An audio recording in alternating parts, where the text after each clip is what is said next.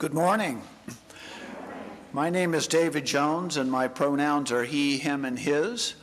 I'm a member of the worship committee, and I'll be your worship associate this morning. In addition to Reverend Linda Susan Ulrich, the worship team this morning will include our Director of Lifetime Religious Education, Jesse Christ, our music directors, Erica Schroth and Jeff Dalma, and our Associate Music Director, Bill Braun. As special guest today, we have our violinist, our favorite violinist, Gretchen Frazier, and Rebecca Reeve will be playing on cello. It is good to be together again on this Easter Sunday. Whoever you are, whomever you love, wherever you are in your life's journey, you are welcome here. Welcome to this live and live streaming service of the Unitarian Society of New Haven.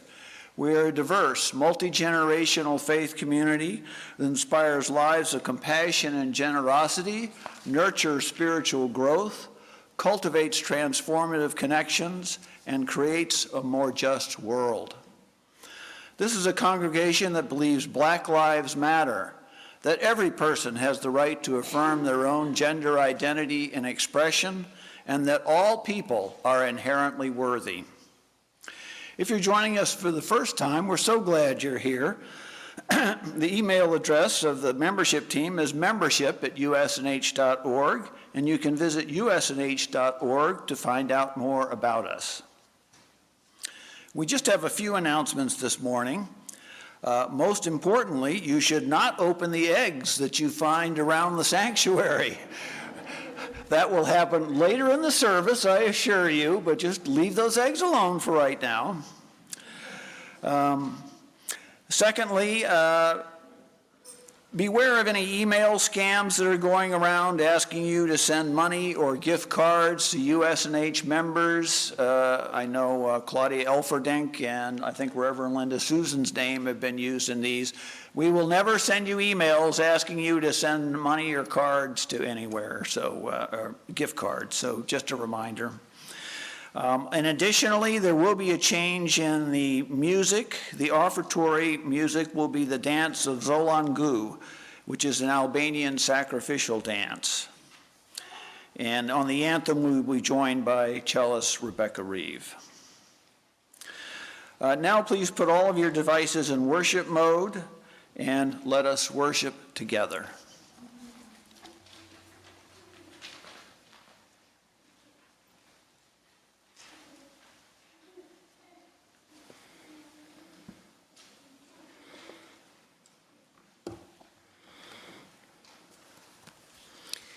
I also want to be sure to thank the choir for that beautiful opening music. So the call to worship today is called "The Cave Tomb is Empty" by Lois Van Leer.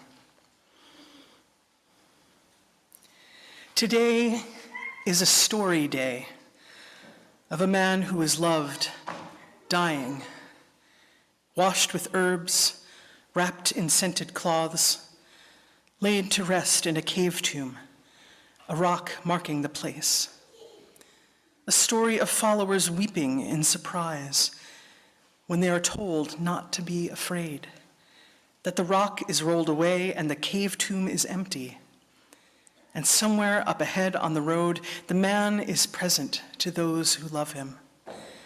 Hope, life, and love winning out, death and fear, but an unoccupied cave tomb.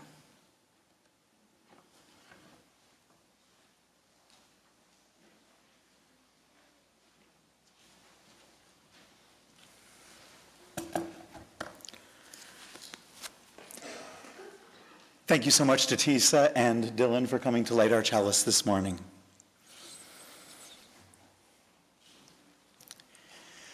Flame of faith, delicate and alluring, you have been extinguished 1,000 times, yet you are always there, ready to spark anew. Today we ask you to sojourn with us, that we may find ourselves aglow once again.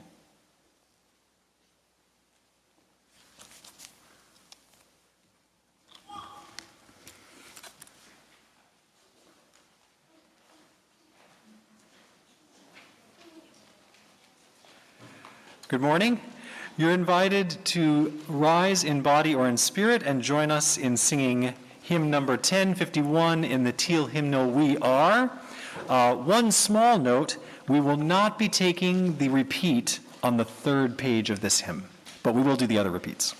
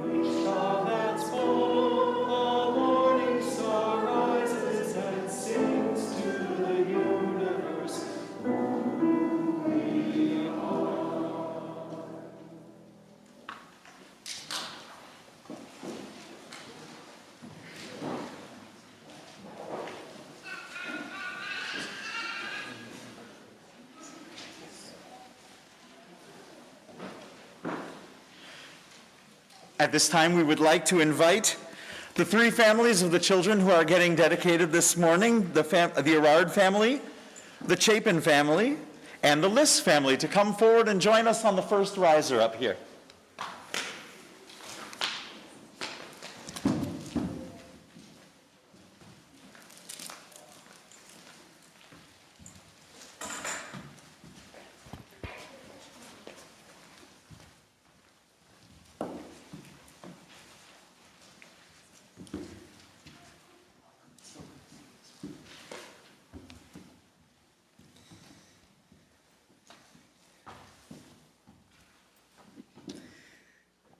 For each child that's born, a morning star rises and sings to the universe who we are. Every day that a child is born is a miracle, an opportunity to honor the power of love.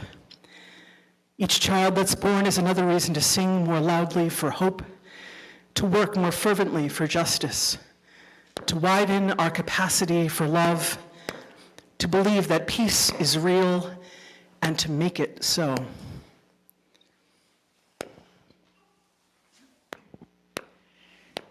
In bringing your children to be more deeply welcomed before this congregation, you acknowledge that they are more than your own creation and your own private concern.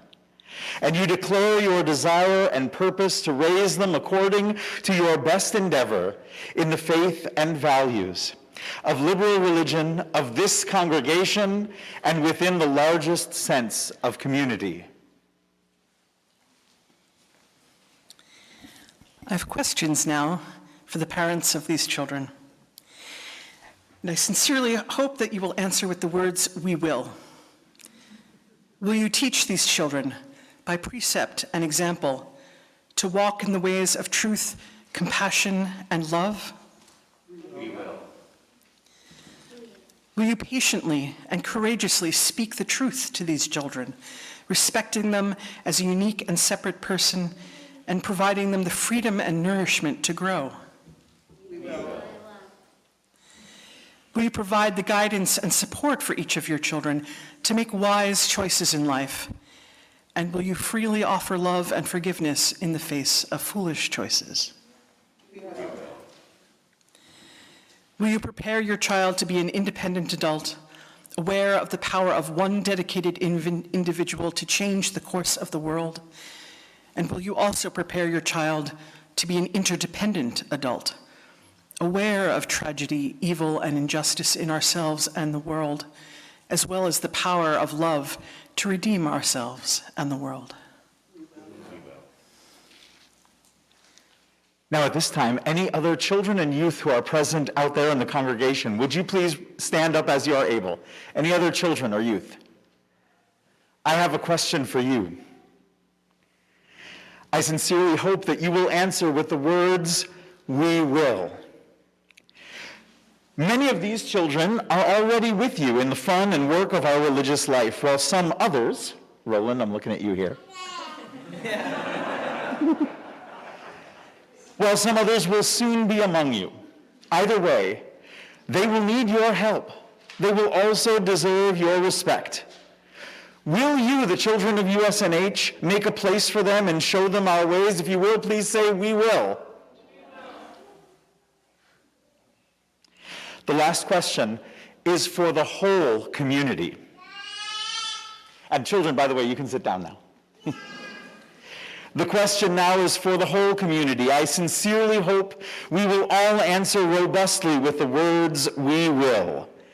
Will you all promise to play with these children, to get to know them as unique individuals, to laugh with them, to sing with them, and to be very, very kind in all that you do? We will. All right. Then on behalf of the Unitarian Society of New Haven, it is my honor to ask, by what names shall we know these children? Ben William James Erard. Elsa Marguerite Rose Erard. Manya Ulyss. And what names shall we know the children by? This is Evie Joshua Liss, Benjamin Hanley Liss, and David Abraham Liss.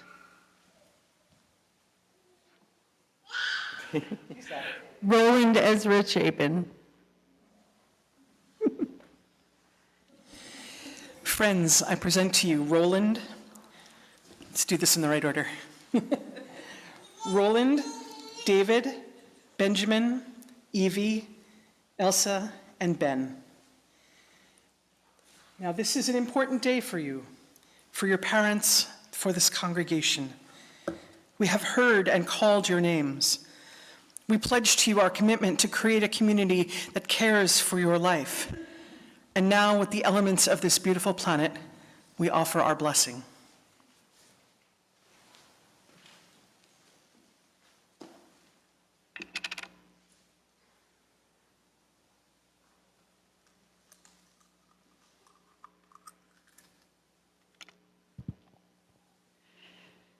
The air we offer you is held within bubbles, a reminder that the gift of delight is available with every breath. By the air which moves as freely and quickly as your mind, may you be blessed. Try on new ideas, but hold them not too tightly. Think with great care, for thought is a gift. And now I'm going to try this while honoring social distancing.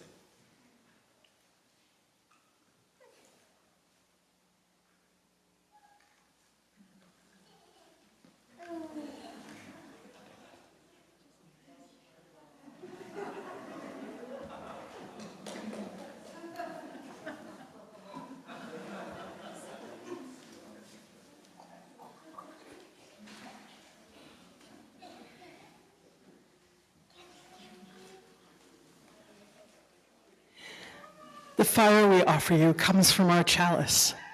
This light connects you to all the creation that has come before you, all that we have seen, all that we have loved, all that we have learned. By the fire which is as illuminating as your passion, may you be blessed. Listen to your soul, which often knows the truth before anyone else. Nurture your connection with Source, for the Spirit is a gift.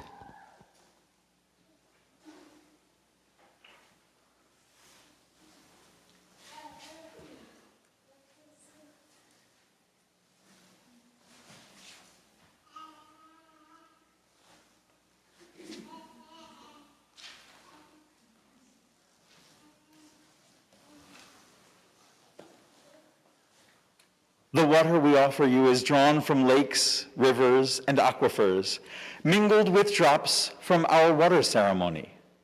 This water connects you with this world, with this place, with this community, and with its ancestors.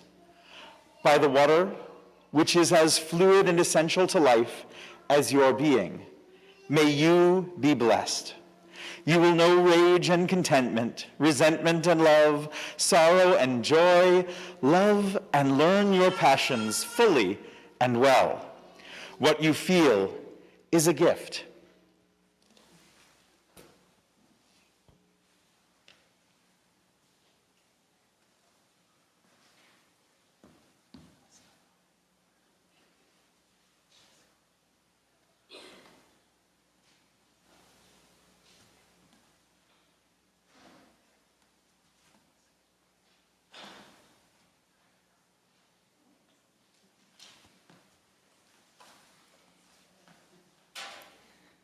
The earth we offer is from the native plant garden on this property, for you belong here. This soil connects you to the world that grows within and about you, and to the land your community calls home. By the earth, which is as solid as you are, may you be blessed. Take care of your physical being. You are made of stardust and carbon and love. Your body self is a gift.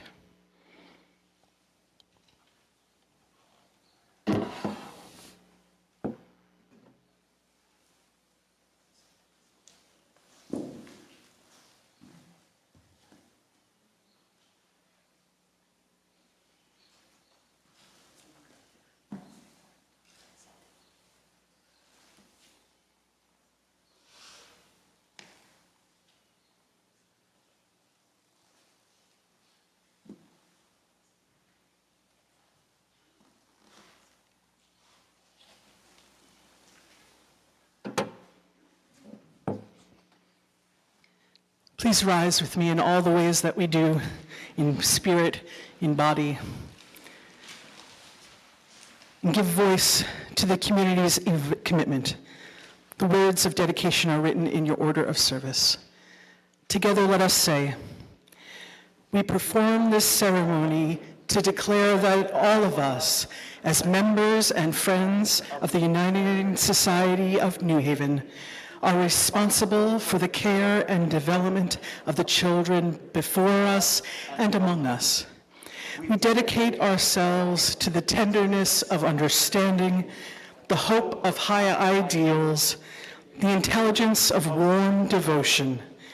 We pledge to share with you the living tradition we know as Unitarian Universalism. We promise to journey with you through all that life offers, in covenants of trust, gratitude, service, justice, compassion, and unfailing love. Welcome into our hearts. Welcome into our circle of love.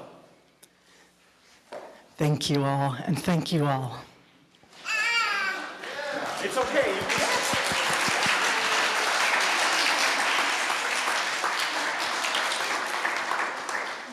At this time, as we transition into the rest of our service, I would like to invite any children, youth, and parents who would like to accompany them to come out this door right here to my left and join me outside for a parallel part of our service. So any children, come on down, children and youth.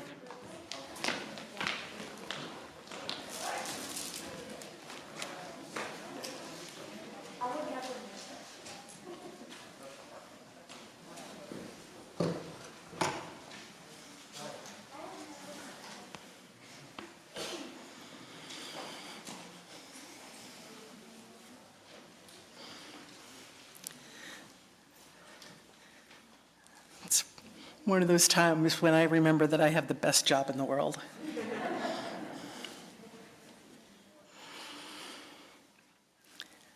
We begin with story. A full day had passed, and the group gathered in Jerusalem still couldn't wrap their heads around what had happened. The Sanhedrin had really done it, and Pontius Pilate had let them. Their beloved teacher had been killed. Jesus was dead.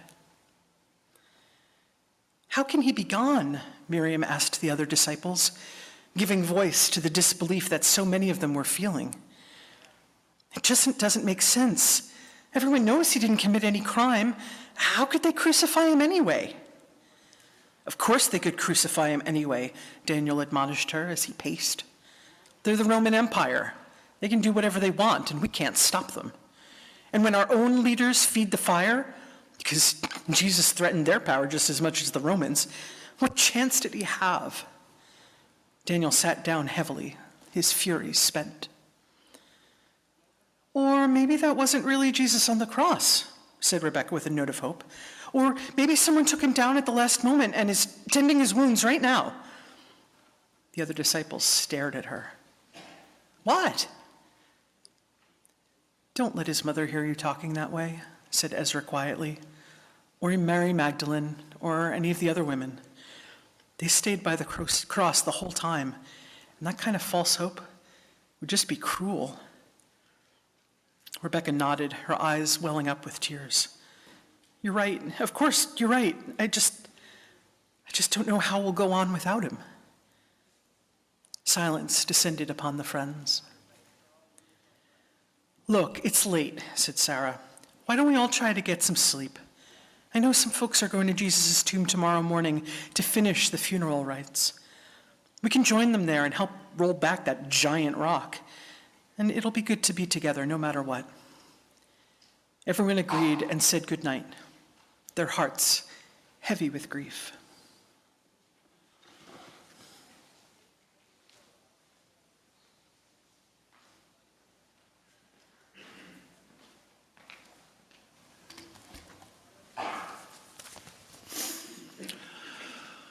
In this spiritual community, we remind ourselves each week that joy and woe are woven fine. Some of us bear burdens made lighter as others help us carry it. Some of us hold joys that shine more brightly as others reflect our delight. While we didn't receive particular joys and sorrows to be shared today, let's together take a moment to bear witness to all that the people of this congregation are holding in the silent sanctuaries of their hearts.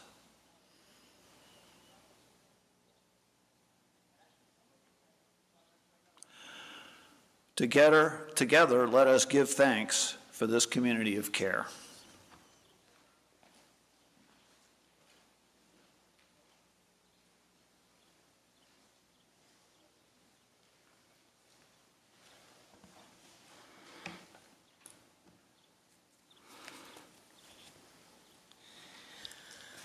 I invite you now into a spirit of meditation, prayer, or contemplation of ultimate things.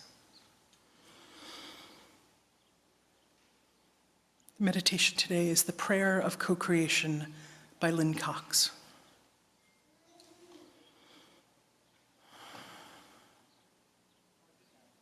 Creative Spirit, source of life and love, we give thanks for the beauty of this day and for the company of those assembled here.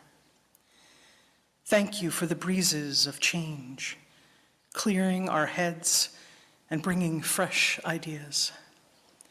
May they cleanse our minds of the oppressions and isms that divide us. Thank you for the flame of hope, the heat of righteous anger, the warmth of compassion, and the fire of commitment. May they bubble the cauldrons of transformation.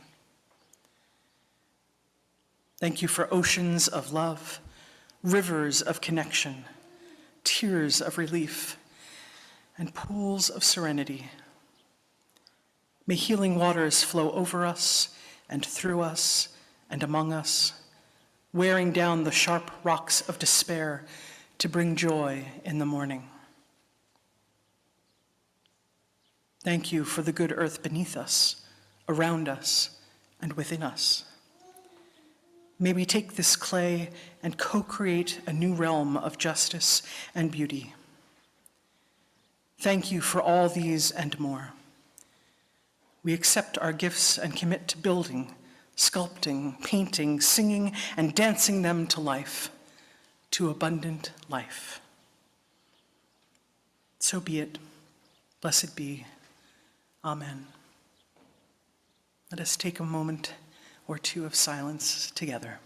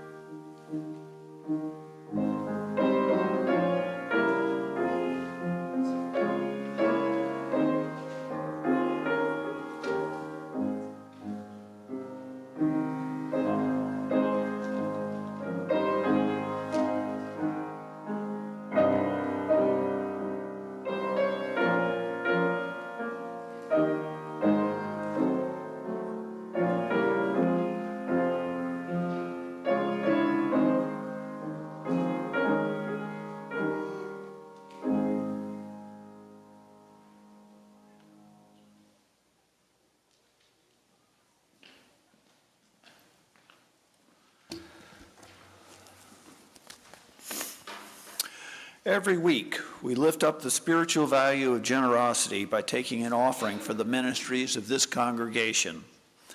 Our community continues, and the need for ongoing support continues as well. While the music plays, I urge you to consider navigating to the usnh.org website and making a donation. Donations can also be made by U.S. mail to the Unitarian Society of New Haven, 700 Hartford Turnpike, Hamden, Connecticut, 06517. And additionally, for the folks here in the sanctuary, there will be plates. We are not passing the plate yet, but there will be plates outside the sanctuary for you to make your donations. The offering will now be gratefully received.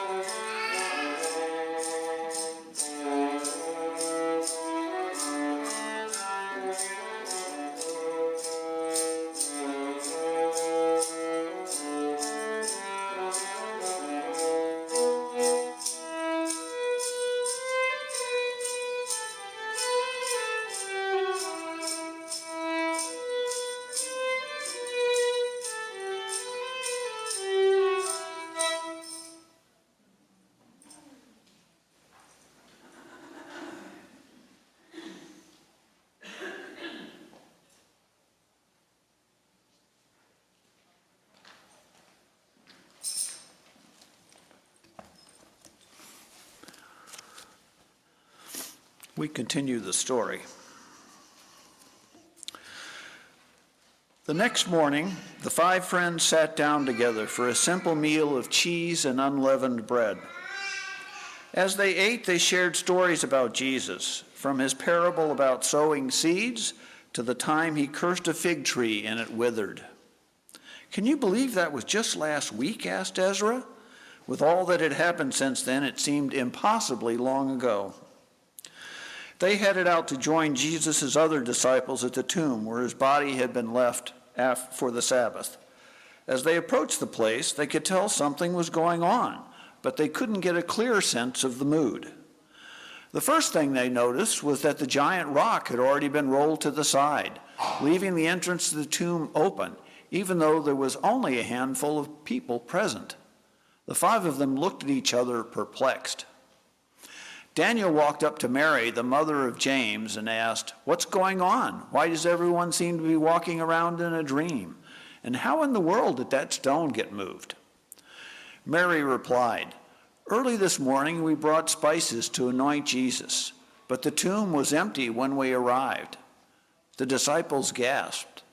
"What's more, 2 men whose clothes gleamed like lightning were there." "That sounds terrifying," said Sarah. "It was," continued Mary. "But then they said, 'Why do you look for the living among the dead? He is not here, he has risen. Remember how he told you while he was still with you in Galilee. The Son of Man must be delivered over to the hands of sinners, be crucified, and on the 3rd day be raised again,'" said Rebekah, her eyes wide. "I remember." Silence descended upon the friends. Just then, Miriam caught sight of something and walked over to a nearby tree. As she moved a branch aside, she began to smile, and tears started to form in her eyes.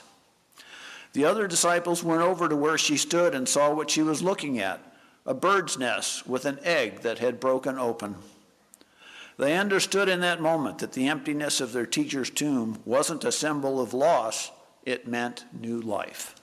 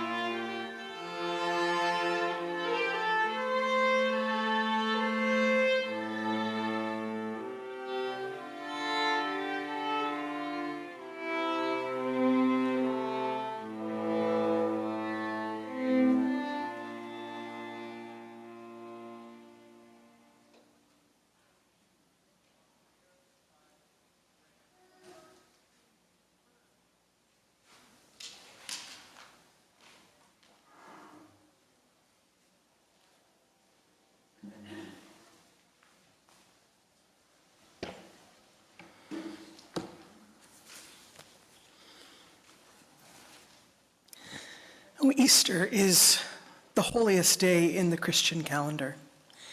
And whether or not you identify as Christian, there's much to be gleaned from the story of Jesus' death and resurrection. As Jesse and I planned today's service, we imagined what it must have been like for Jesus' disciples immediately after his death. Watching your beloved teacher get killed by those in power, wondering whether you're safe yourself, not knowing what's going to become of your community.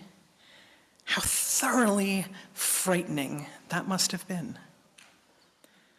On Good Friday and Holy Saturday, you're still in the in-between time, left with nothing but grief and uncertainty and waiting.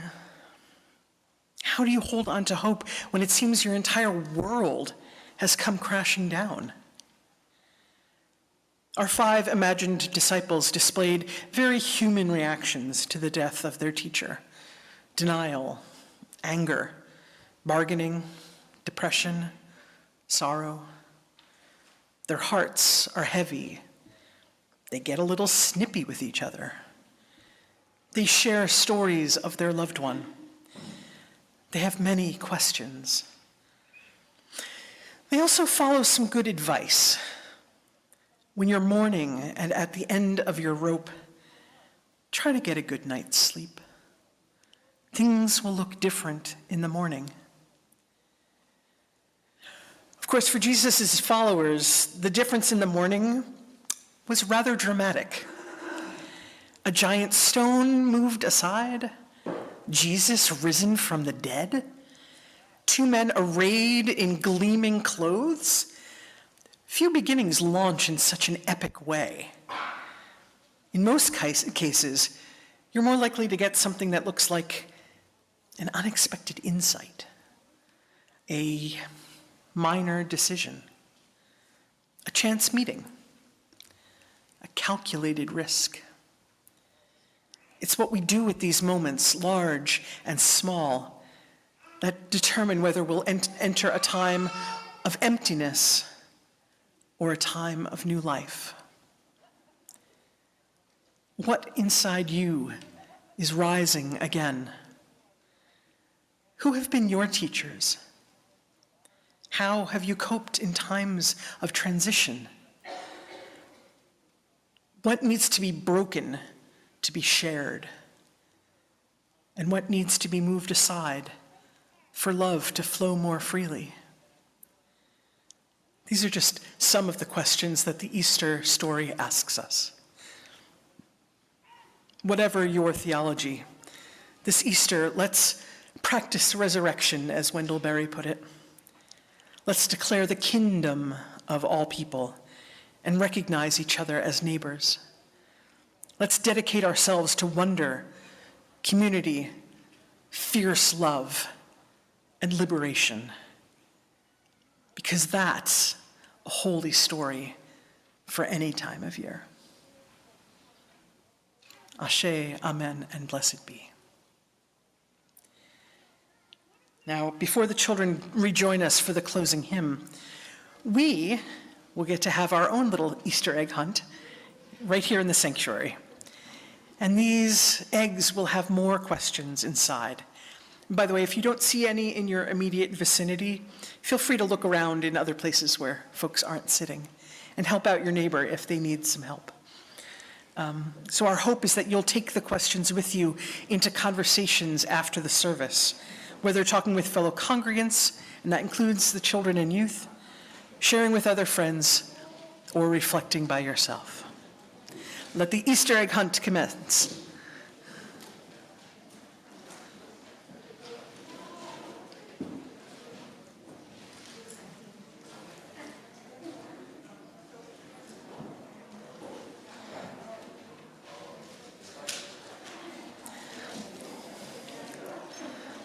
There should be enough for everyone.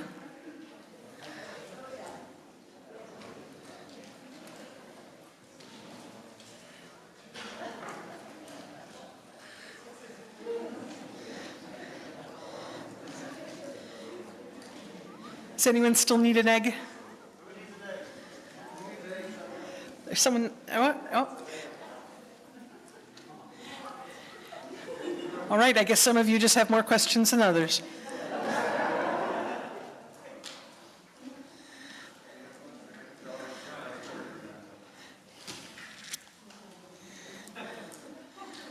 All right. Cuckoo. Oh, we've got to take her over here. Actually, can I have one? Oh, I'm not that special.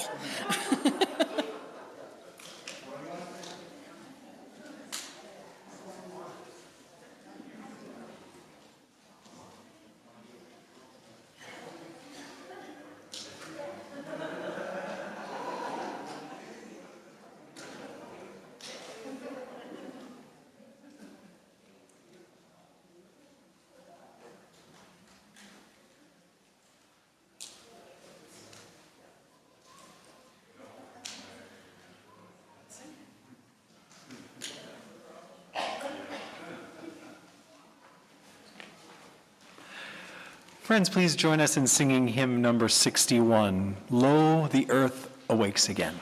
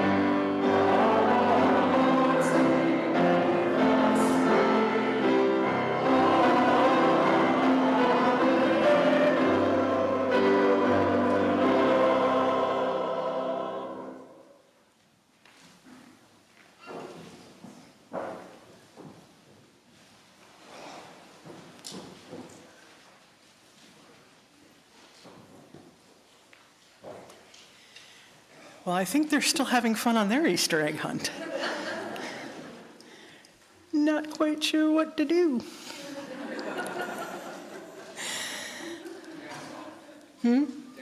Oh, sweet. Bill suggested a dance-off.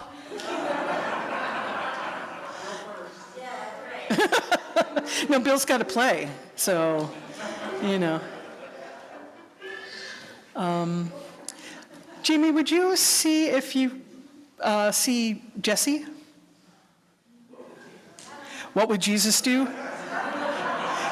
Well, he's probably walking on the road to Emmaus.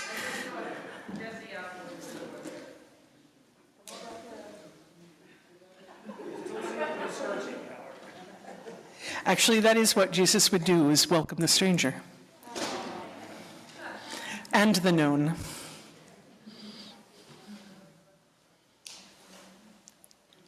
See, they're coming. Yay! Here they come. Welcome. All right. I see bags with eggs. Excellent.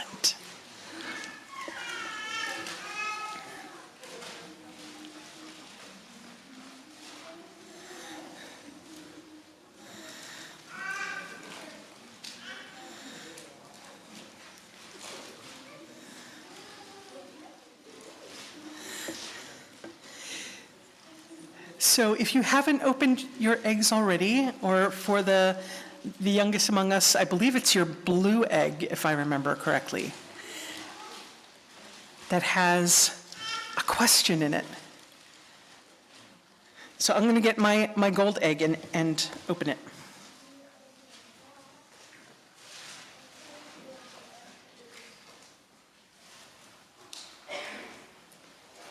Ooh, it's so exciting.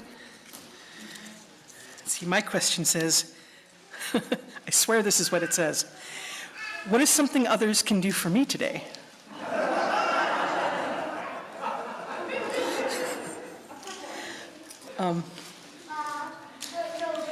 Well, I think what others can do for me today is ask each other questions.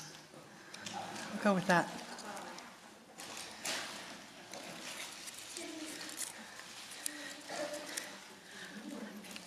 Do you want to share your question? What's your question?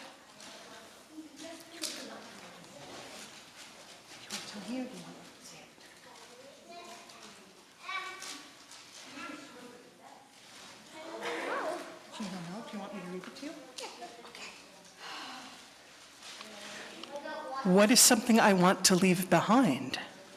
Oh. Does someone have another question? And I'll repeat it so that everyone can hear. Yeah. What is my why? Ooh, I like that one. Maybe one more. That was hers as well. Yeah.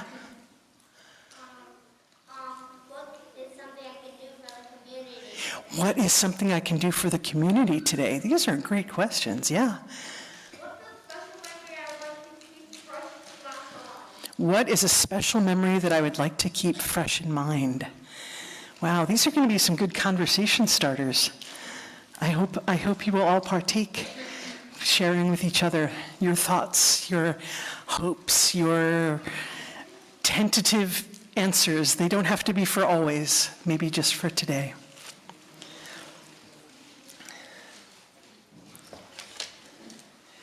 So as we prepare to head into those conversations, let us first join together in the words found in your order of service that we use for extinguishing the chalice.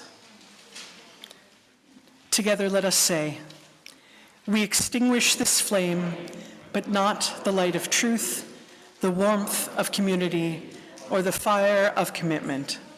These we carry in our hearts until we are together again.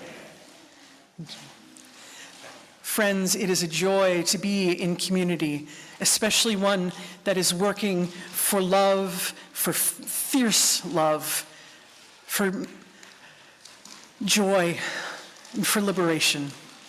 Together, let us take this out into the world with us, knowing that it is not emptiness, but potential. It's not death, but new life that we can offer to each other and to the world. So let us go and be a blessing to this world with courage and with kindness to make this broken and beautiful world into all it can be. Amen, Ashe, and blessed be.